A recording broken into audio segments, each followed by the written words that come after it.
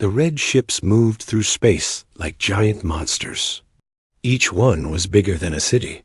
They had been flying through the galaxy for thousands of years, taking over every planet they found. The aliens who flew these ships called themselves the Zephyrian Hegemony. They thought they owned everything. Admiral Kethvar stood on the bridge of his biggest ship. He was tall and thin, with gray skin and forearms. His yellow eyes looked down at a burning planet below. Another world had fallen to his fleet. The people there had tried to fight back, but it was useless. It was always useless. How many is that now? Asked his second in command. 3,412 worlds, Kethvar said. His voice was cold. Not one species has ever beaten us in battle. The admiral walked to a big window. Space was full of his ships. They stretched out as far as he could see. Each ship had enough weapons to destroy a moon. Their red hulls gleamed in the light of the dying star below. Far away, on the edge of a small solar system, Captain Jake Morrison was having a normal day. He flew his patrol ship around the outer planets, checking for asteroids or space junk. Earth was a quiet place. Humans had built a few space stations and some small ships, but nothing fancy. They were still learning how to travel between stars. Jake was drinking coffee when his radio started beeping. The message that came through made him drop his cup. "Attention, primitive species of the third planet," the voice said. It was cold and mean. "Your system has been chosen for our empire. You will give up now, or we will kill you all. You have 1 day to decide." Jake stared at his radio. He had never heard anything like this before. The voice did not sound human. It sounded like it came from something that did not care about life at all. He quickly called Earth. "Control, this is Jake Morrison. I just got a very strange message. You need to hear this." On Earth, General Lisa Martinez was in a meeting when the call came in. She was a tough woman who had spent her life in the military. She had short brown hair and serious eyes. When she heard Jake's message, her face went white. "Play it again," she said. The alien voice filled the room. Everyone went quiet. Some people looked scared. Others looked angry. But Lisa just looked determined. "How long do we have?" she asked. "The message was sent 3 hours ago," someone said. "So we have 21 hours left." Lisa stood up. "Call everyone. Get the president, get all the generals, get our best scientists. We need to meet right now." Within 2 hours, the most important people on Earth were sitting in a secret room deep underground. The president, Helen Carter, sat at the head of the table. She was an older woman with gray hair and kind eyes. But today, those eyes looked worried. Dr. Ryan Clark was there too. He was a thin man with thick glasses who studied aliens. For years, he had been listening to radio signals from space, trying to learn about other species. He knew more about the Zephyrian Hegemony than anyone else on Earth. "Tell us what we're dealing with," the president said. Ryan stood up and turned on a big screen. Pictures of red ships appeared. "The Zephyrian Hegemony has ruled the galaxy for 3,000 years. They have the biggest fleet anyone has ever seen. Every species they have met has either given up or been completely destroyed." "How many ships do they have?" asked General Martinez. "We think about 50,000 total," Ryan said. "But they don't need all of them for us. Our spy satellites detected about 300 ships heading this way. That's enough to turn Earth into dust." The room went very quiet. Everyone knew what this meant. 300 alien warships against Earth's small fleet of 30 ships. It was like a fight between elephants and ants. Captain Amy Foster was listening from her ship in orbit. She commanded the ECS Defiance, Earth's newest and strongest warship. Even so, she knew her ship would last maybe 5 minutes against one alien vessel. "What about our weapons?" someone asked. "Useless," Ryan said sadly. The hegemony ships have shields that can stop anything we have. Their hulls are made of metal we have never seen before, and their weapons can crack planets in half. President. Carter rubbed her forehead. So you're telling me we have no chance at all? With normal weapons, no, Ryan said. But there might be another way. Everyone looked at him. He seemed nervous, like he was not sure he should say what he was thinking. There's a project, he said slowly. Something we've been working on in secret for 20 years. We called it Project Leviathan. It was supposed to be just a theory, but if it works ...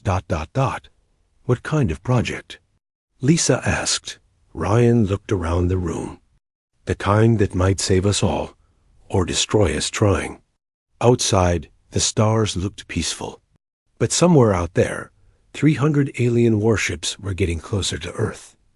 They moved through space like death itself, ready to add another world. To their empire, the aliens thought this would be easy. They thought humans would give up like everyone else. They had no idea that Earth was about to surprise them in ways they could never imagine. Time was running out. In less than 20 hours, the Zephyrian hegemony would arrive. And then the real test would begin. See, the meeting room was still quiet after Dr. Ryan Clark's words about Project Leviathan. President Carter leaned forward in her chair. Her face was serious. Tell us about this project, she said. Ryan pressed a button on his tablet.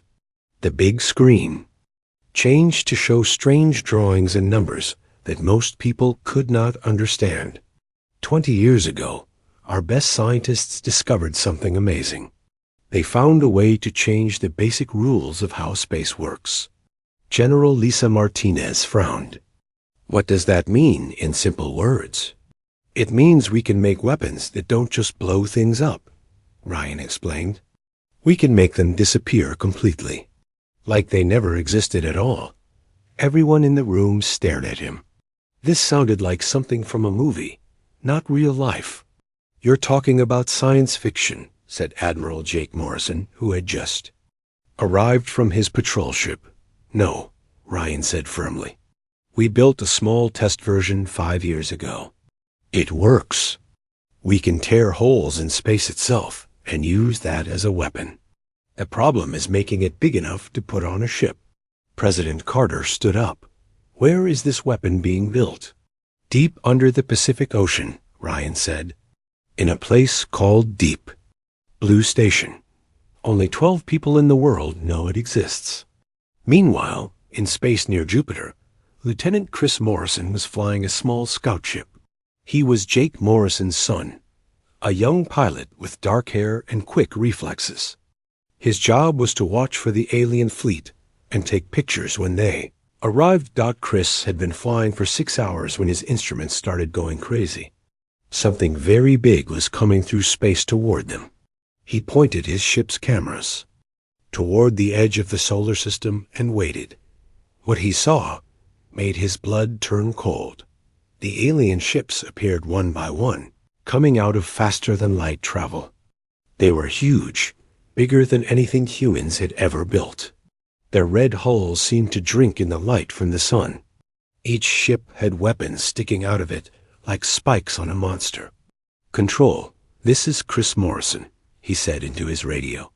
His voice was shaking. I can see them. There are hundreds of them. They're bigger than our biggest space stations.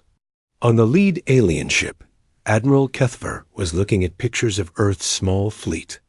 He laughed, a cold sound that had no warmth in it. 37 ships, he said to his officers. This will be over in minutes. But Kethver did not know about the secret hidden deep in Earth's ocean. At Deep Blue Station, engineer Kate Williams was working faster than she had ever worked in her life. The station was built inside an underwater mountain, hidden from any satellites or ships that might look for it. Kate was a small woman with red hair, but she was the best engineer on Earth. How much time do we need? Asked Chief Engineer Paul Davis over the radio. He was working in another part of the station, putting together pieces of the Leviathan. At least 18 hours, Kate said, sweat running down her face. Maybe 20. We don't have 20 hours, Paul said. The aliens will be here in 16. Hours? Kate wiped her hands on her shirt and looked at the massive machine in front of her. The Leviathan was not just a ship. It was something completely new. Most of it looked normal, like a very big battleship. But at its heart was a weapon. That could change everything. The weapon worked by finding the invisible threads that held space together and cutting them. When those threads broke, everything nearby would simply stop existing. It was the most dangerous thing humans had ever built. Back on Earth, Captain Amy Foster was getting her ship ready for battle. The ECS Defiance was Earth's pride and joy.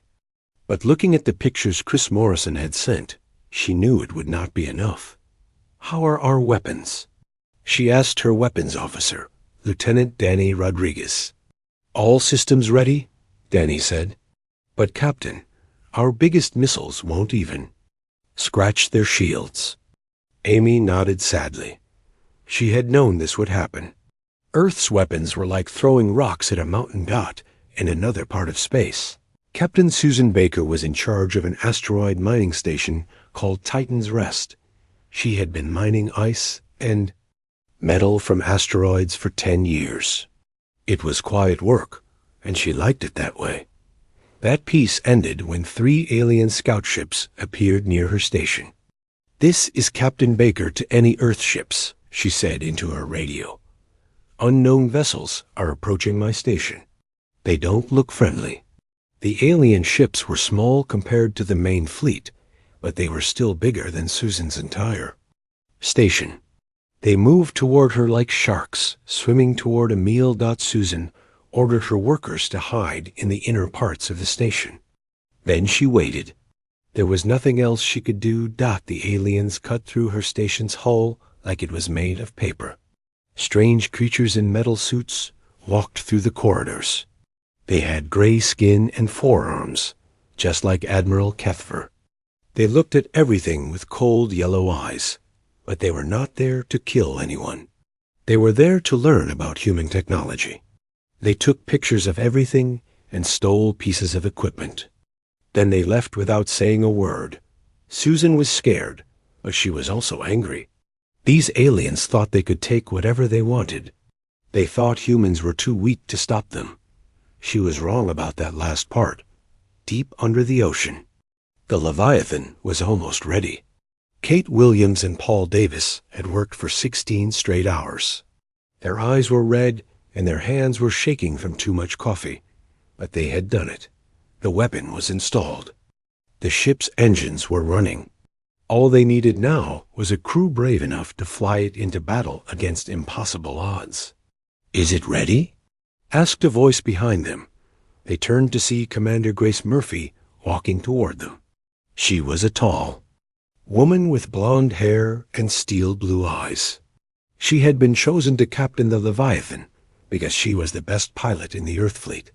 "It's ready," Kate said. "But Commander, we've never tested this at full power. We don't know what will happen." Grace looked at the massive ship floating in the underground harbor. It was 40 kilometers long and covered with weapons that looked like nothing anyone had ever seen before. "We'll find out," she said. "Because in 2 hours, those aliens are going to learn that humans don't give up without a fight." The alien fleet arrived in Earth's solar system like a storm of death. Admiral Kethver stood on his command bridge, looking at the small blue planet in the distance. It looked so peaceful and quiet. He almost felt sorry for the creatures living. They're almost. "Send the message," he told his communications officer. Across Earth, every radio and television started playing the same message. Admiral Kethver's cold voice filled the air. "People of Earth," he said, "I am Admiral Kethver of the Zephyrian Hegemony. Your planet now belongs to us. You have exactly 24 hours to surrender completely. Give up all your weapons. Give up all your ships. Accept our rule or we will destroy every living thing on your world." The message played 3 times, then stopped in the underground. Command Center. President Helen Carter watched the alien broadcast with a calm face. Inside, her heart was beating fast, but she could not let anyone see her fear. "How long until the Leviathan is ready?" she asked. 6 hours, said General Lisa Martinez. "And how long until they attack if we don't surrender?" 24 hours, Lisa said. "But they might attack sooner if they think we're planning something." President Carter nodded. "Then we need to buy more time." She walked to the communications center and sat down in front of a camera. In a few minutes, she would speak to the entire world. "Maybe for the last time, people of Earth," she began. "Today we face our greatest challenge. Aliens have come to our world and demanded that we surrender. They think we are weak. They think we will give up without a fight. They are wrong." She paused and looked directly into the camera. "We are humans. We have never backed down from a fight when our freedom was at stake. We will not start now." Her speech was broadcast to every country on Earth, but more importantly, it was broadcast to the alien fleet. Admiral Kethver watched it with growing anger. "Foolish creatures," he said. "They choose death." In space near Jupiter, Captain Amy Foster was getting ready for the most important battle of her life. She commanded 37 Earth warships, the entire human space fleet. Against 300 alien ships, it was hopeless. But sometimes hope was not the point. "All ships, this is Captain Foster," she said over the radio. "We all know what we're facing today. We all know how this will probably end. But remember why we're here. We're not fighting to win. We're fighting to buy time for something that might save our world." She did not tell them about the Leviathan. That was still a secret. Every minute we keep them busy is another minute for Earth to prepare. So let's make these aliens work for their victory. The human fleet moved toward the alien ships. The Earth vessels looked like toys next to the massive red warships. But they flew forward anyway, their weapons ready. Lieutenant Chris Morrison was flying his scout ship near the back of the formation. His job was to watch the battle and report what happened to Earth Command. He wished he could fight beside his father and the other pilots, but someone had to survive to tell the story. The first shots of the battle came from the human ships. Missiles streaked through space toward the alien fleet. Nuclear warheads that could destroy cities hit the alien shields and exploded in bright flashes of light. The alien shields did not even flicker. "Their shields are too strong," reported Danny Rodriguez from the weapons station of the ECS Defiance. "Our missiles aren't doing anything." Captain Foster gritted her teeth. She had expected this, but seeing it happen was still awful. "Switch to railguns," she ordered. "Full power." The human ships fired streams of metal slugs at incredible speed. The projectiles hit the alien hulls with the force of small meteors. A few alien ships showed some damage, but nothing serious. Then the aliens fired back. The alien weapons were beams of pure energy that cut through space like swords made of light. When they hit a human ship, the result was instant destruction. The ECS Courage simply vanished in a ball of fire. The X-Victory lasted 3 seconds longer before it too was destroyed. In 18 minutes, 36 human warships were gone. Only the ECS Defiance survived, and it was badly damaged. Captain Foster's ship limped away from the battle with half its engines gone and most of its weapons destroyed. "This is defiance to Earth Command," Amy said, blood running down her face from a cut on her forehead. "The fleet is gone. Repeat, the fleet is gone. The aliens are heading for Earth." On Mars, Colonel Nathan Brooks commanded the orbital defense platforms around the Red Planet. He had watched the battle near Jupiter with growing horror. Now the Jinn alien fleet was coming his way.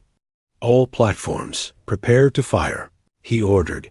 The Mars defense stations were the most powerful weapons humans had ever built before the Leviathan. They fired beams of energy that could cut through asteroids. Nuclear missiles launched from hidden bases on the planet's surface. For 5 minutes, Mars put up the strongest defense it could. The alien ships flew through the weapons' fire like it was nothing. A few alien ships took minor damage, but nothing that slowed them down. And the aliens destroyed every defense platform and missile base on Mars in less than 10 minutes. The path to Earth was now clear. Admiral Kethfor was pleased with how easy this had been. The humans had fought harder than most species, but the result was the same as always: total defeat. Set course for the third planet, he ordered. We will take positions around their world and wait for them to surrender. But Kethfor did not know that deep under Earth's ocean, something impossible was about to happen. Commander Grace Murphy sat in the captain's chair of the Leviathan as her ship rose through the water. The massive vessel broke the surface of this Pacific Ocean like a metal mountain emerging from the depths. All systems ready, reported Chief Engineer Paul Davis. Weapons powered and ready, said Dr. Ryan Clark, who was now the ship's science officer. Grace looked at the screens showing the alien fleet approaching Earth. 300 red ships moving in perfect formation, sure of their victory. Take us up, she ordered. It's time to show these aliens what humans can really do. The Leviathan rose out of the ocean and climbed toward space. On the surface, it looked like just another warship, although much larger than anything humans had built before. But inside its hull was a weapon that would change everything. As the ship reached orbit, Grace opened a communication channel to the alien fleet. This is Commander Grace Murphy of the Earth defense ship Leviathan, she said. You came here expecting an easy victory. You thought we would surrender like all the others. You were wrong. She paused, looking at her crew. Every person on the bridge knew they might not survive the next hour, but they also knew they were about to make history. This is our home, Grace continued, and we will defend it with everything we have. The Leviathan moved toward the alien fleet, alone against impossible odds.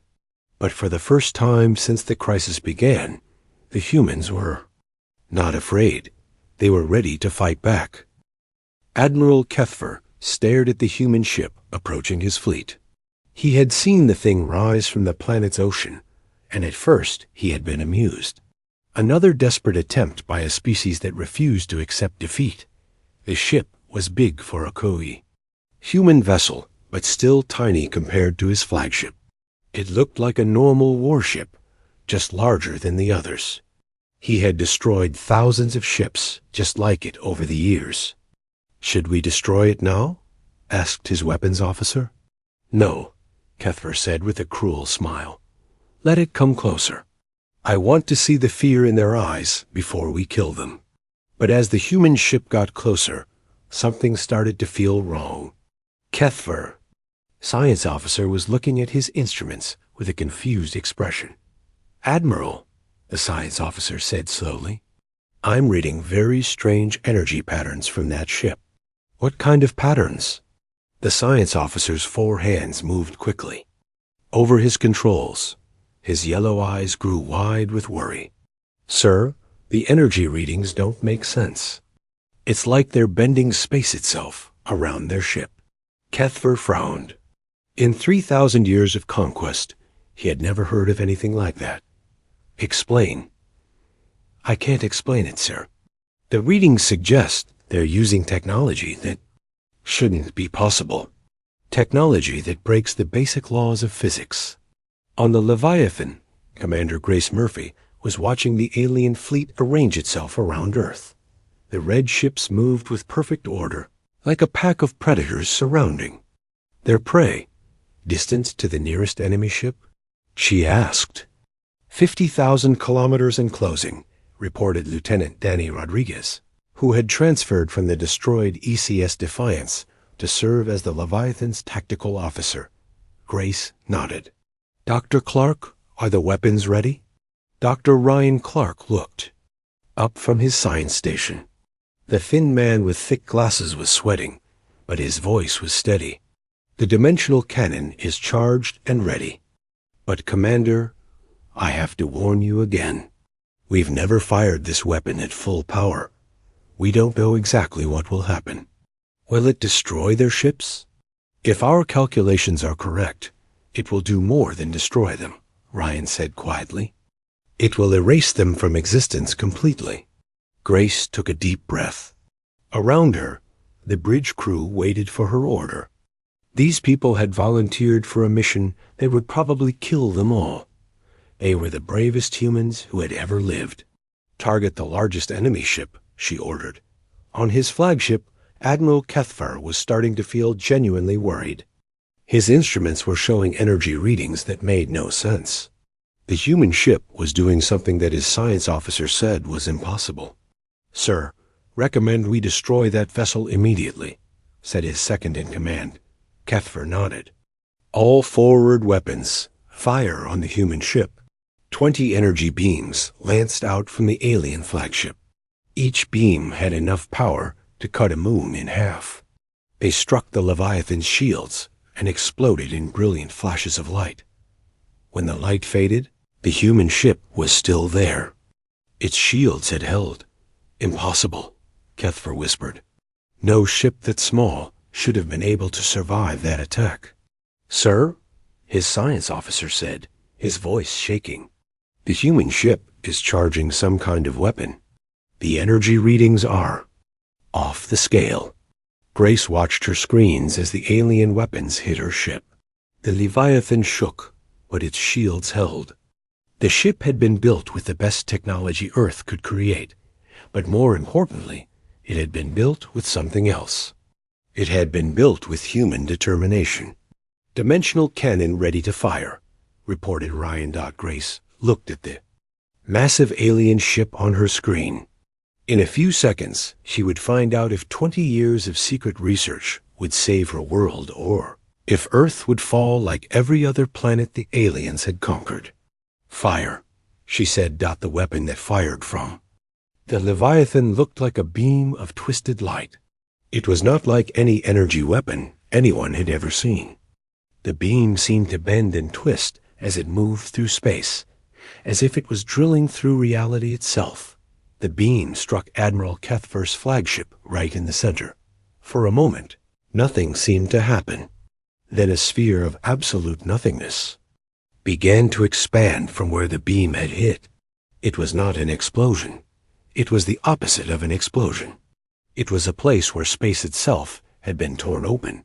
Not everything the sphere touched simply stopped existing. Hull metal, weapons, computers, alien crew members, all of it vanished as if it had never been there at all. The sphere grew larger and larger, eating through the massive ship like acid through paper. Admiral Kethvar had just enough time to realize what was happening before the sphere of nothingness reached his bridge. His last thought was that the humans had done something impossible. They had weaponized the destruction of space itself. The flagship of the Zephyrian hegemony disappeared completely, where a ship the size of a small moon had been floating just seconds before. There was now only empty space. The alien fleet stopped moving. Every ship just floated there, as if they could not believe what they had just seen. Direct hit, reported Danny Rodriguez, but his voice was full of shock. The target has been completely destroyed. Grace stared at her screen. She had known the weapon was powerful, but seeing it work was still amazing and terrifying. With one shot, they had erased the enemy flagship from existence. Sir, we're getting communications from the alien fleet, said the communications officer. Put it on speakers. The voice that came through was full of panic and fear. It was speaking in the alien language, but the computer translated it. All ships retreat immediately.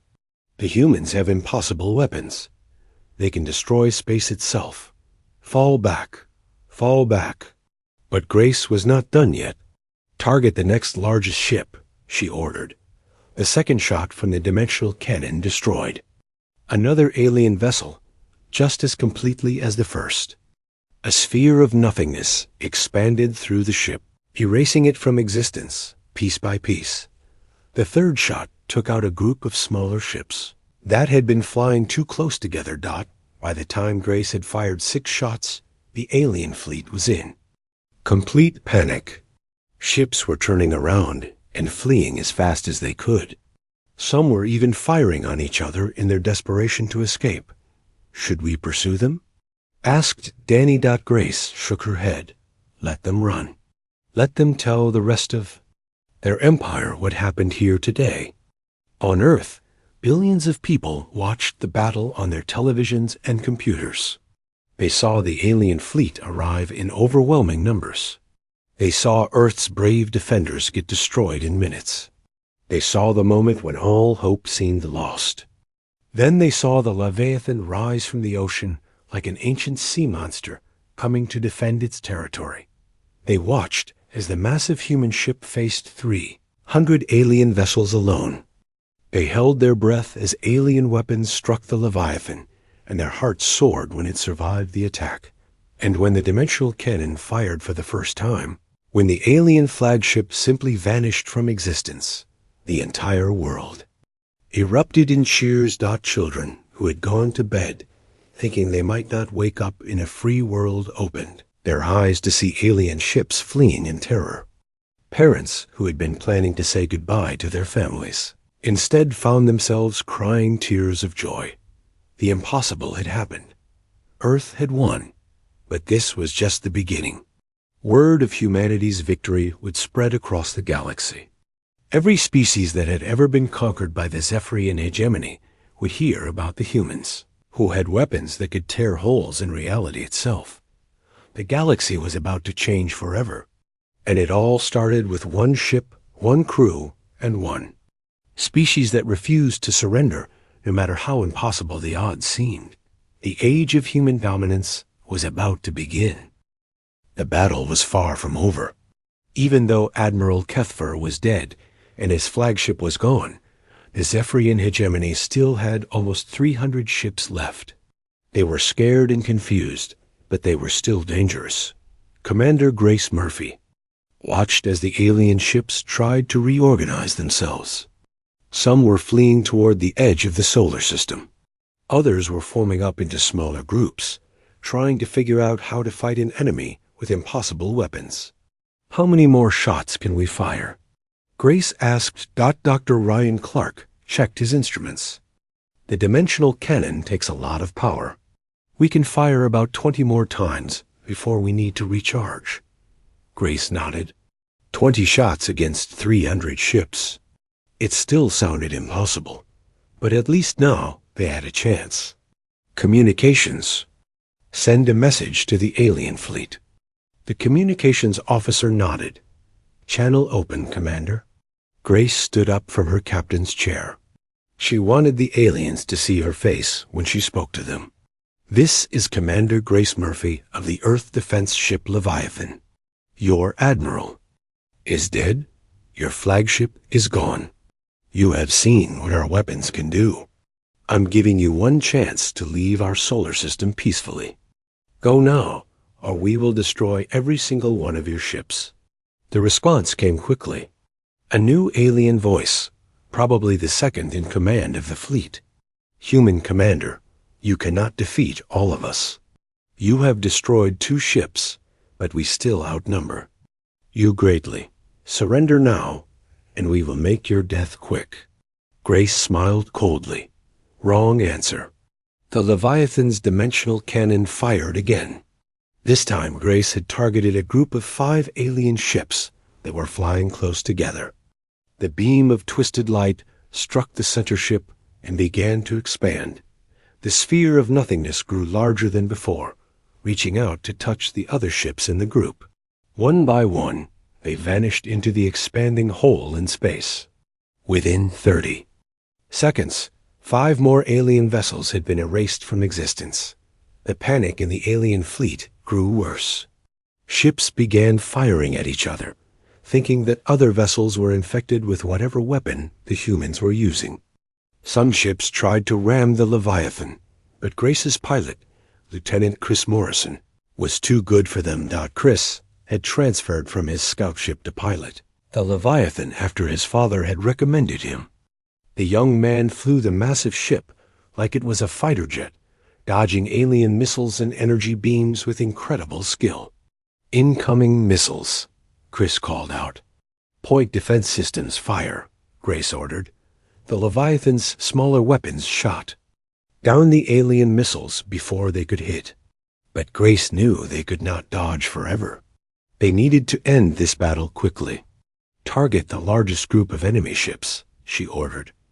The dimensional cannon fired again and again. Each shot erased more alien vessels from reality. The weapon was so powerful that it did not matter how strong their shields were or how thick their armor was. When the sphere of nothingness touched them, they simply stopped existing. After the 10th shot, something unexpected happened. The remaining alien ships began to flee. Not just some of them, all of them. The entire fleet turned around and headed for the edge of the solar system as fast as they could go. "Should we pursue?" asked Danny Rodriguez. "No," Grace said. "Let them run, but make sure they remember what happened here." She opened a communication channel to the fleeing ships. "Tell your empire what you saw today," she said. "Tell them that Earth is protected by weapons they cannot understand or defend against. Tell them that humans will not be conquered." The alien ships disappeared into faster-than-light travel, carrying their terrifying news back to the Zephyrian hegemony's home worlds. In the space around Earth, debris from destroyed alien ships floated in the darkness, but it was strange debris. Instead of broken pieces of metal and electronics, there were perfect spheres of empty space where the ships had been. The dimensional cannon had not just destroyed the ships, it had erased them so completely that even their atoms were gone. Captain Amy Foster watched from her damaged ship as the last alien vessels fled. The ECS Defiance was badly hurt, but it had survived. Amy's crew cheered as they realized they had won the impossible battle. "This is Captain Foster to all Earth ships," she said over the radio. "The alien fleet is retreating. Repeat, the enemy is retreating. We have won." The news spread across Earth in minutes.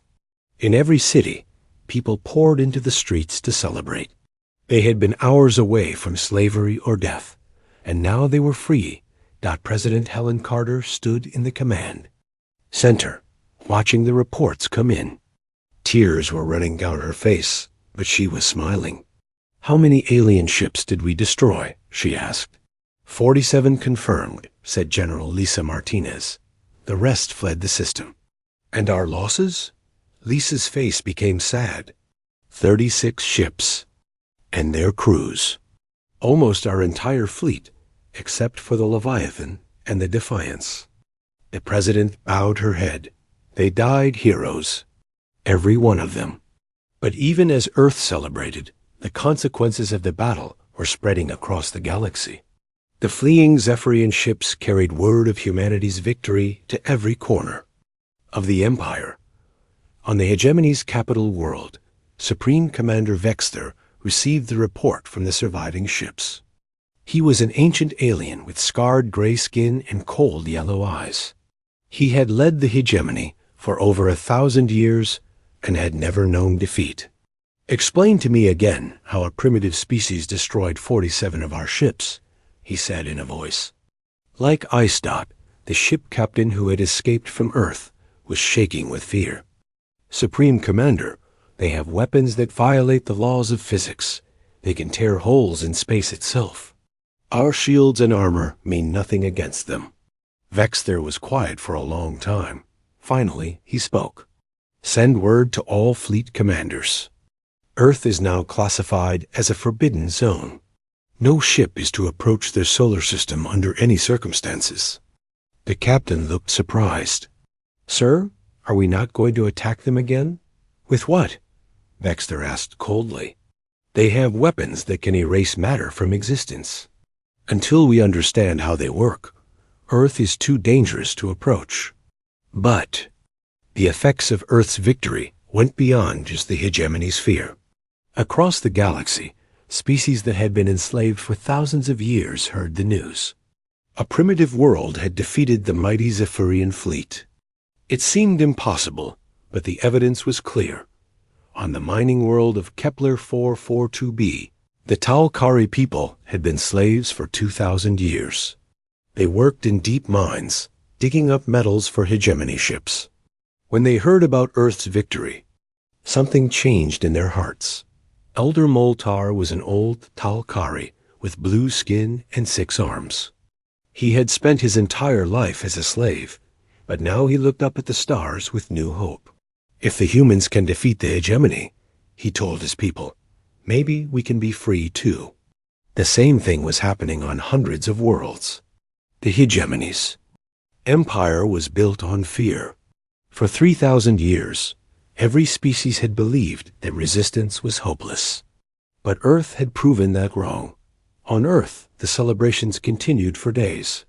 But Commander Grace Murphy and her crew knew their work was not done.